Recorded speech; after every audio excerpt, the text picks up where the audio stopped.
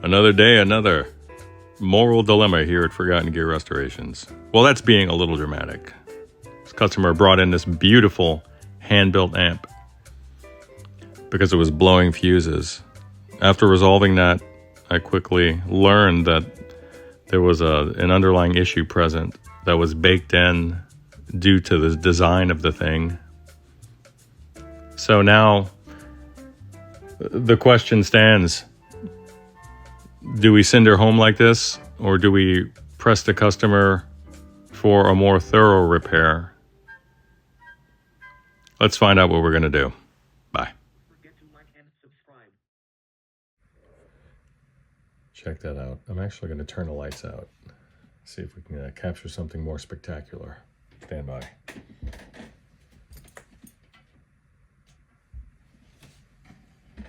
Okay. 3, 2, 1. You see that flash?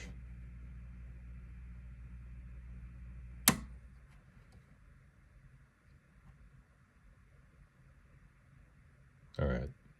3, 2, 1.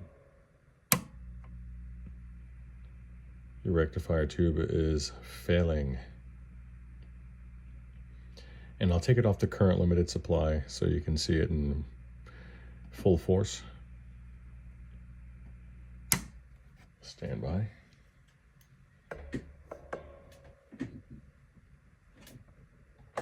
Okay. Now we're at full power. So this should blow the fuse. 3, 2, 1. There it is. All right, Ken. So I'm just getting inside of that McClostone Princeton Reverb build. Really like what I'm seeing from the exterior. Excellent build quality. And I understand he does all the cabinetry and everything himself. Beautiful. So I replaced the rectifier tube, but we're still getting some pretty big power line hum, and your reverb circuit is incredibly noisy. So I'm going to have to open her up. And I'll go ahead and put a shot of the spectrum analyzer there on the screen so you can see the frequency I'm looking at.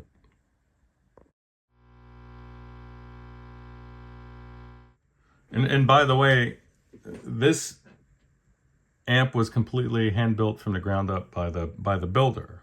And none of what I'm going to say, none of this is in any way to be misconstrued as an insult or anything of that ilk. That's just not what this is. And it's not because that's not what I'm here to do. It's just, that's not what this is. Because this thing is flawed in the most beautiful way.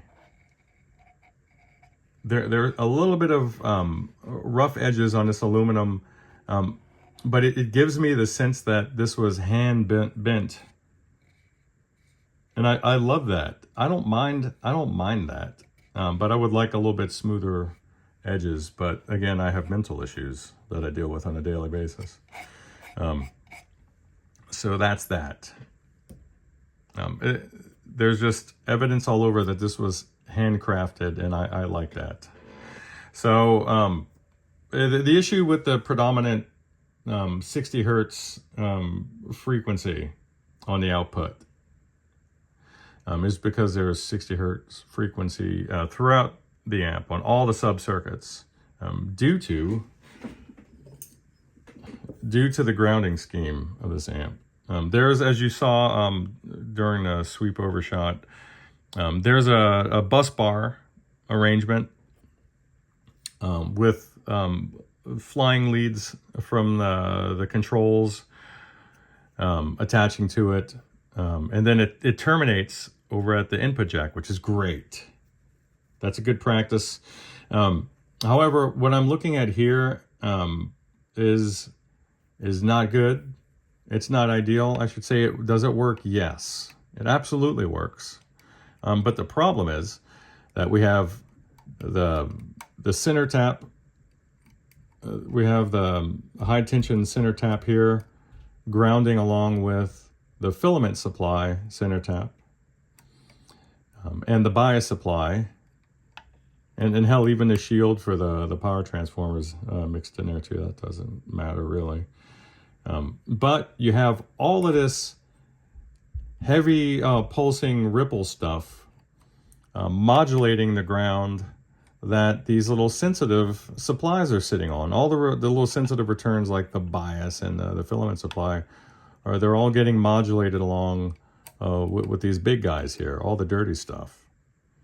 And that has to be separated in order for this amp to operate quietly.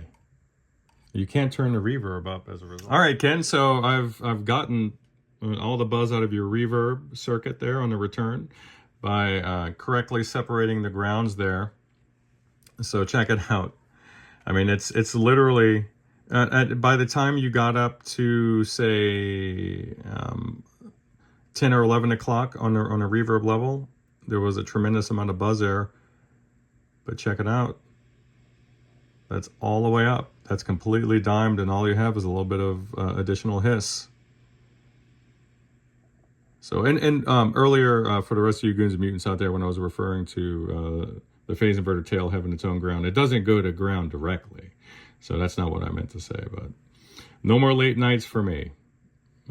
Ken, she's ready to go home, bub.